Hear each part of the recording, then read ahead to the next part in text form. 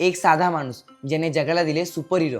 नमस्कार मित्रांनो, मी अजिंक्य आणि आपण पाहत आहात कल्लाकार दिनविशेष भाग 363 पॉवर्ड बाय GoPreg.com. आज कल्लाकार दिनविशेष मध्ये आपण ओळख करून घेणार आहोत सुपर हिरोच्या जगातील जादूगार स्टॅनली यांची. स्टॅनली हे जगभरात मार्वल कॉमिक्सचे जनक आणि आधुनिक सुपर हिरो विश्वाचे महान शिल्पकार म्हणून ओळखले जातात. विशेषतः स्पायडरमॅन या लोकप्रिय सुपर हिरोच्या निर्मितीत त्यांचा वाटा अनन्यसाधारण आहे. मुलं, तरुण आणि प्रौढ सर्वांच्या कल्पनाशक्तीवर अधिराज्य गाजवणारा स्पायडरमॅन हा स्टॅनली यांचा सर्जनशीलतेचा उत्कृष्ट नमुना आहे. स्टॅनली यांचा जन्म 28 डिसेंबर 1922 रोजी न्यूयॉर्क सिटी येथे झाला. स्टॅनली यांनी वयाच्या अवघ्या 17व्या वर्षी कॉमिक क्षेत्रात प्रवेश केला. पुढे ते मार्वेल कॉमिक्सचे संपादक व नंतर क्रिएटिव्ह डायरेक्टर झाले. 1962 मध्ये स्टॅनली आणि कलाकार स्टीव्ह डिट्को यांनी मिळून स्पायडरमॅन निर्माण केला. तरुण सामान्य कॉलेज विद्यार्थी असलेला पीटर पार्कर आणि त्याचे दैनंदिन आयुष्य यातून तयार झालेला सुपर हिरो लोकांना अतिशय जवळचा वाटला. स्पायडरमॅनच्या माध्यमातून तरुणांच्या समस्या, जबाबदारीच्या भावना आणि नैतिकता यांचा संदेश स्टॅनली यांनी प्रभावीपणे मांडला. स्पायडरमॅन शिवाय स्टॅनली यांनी आयर्न मॅन,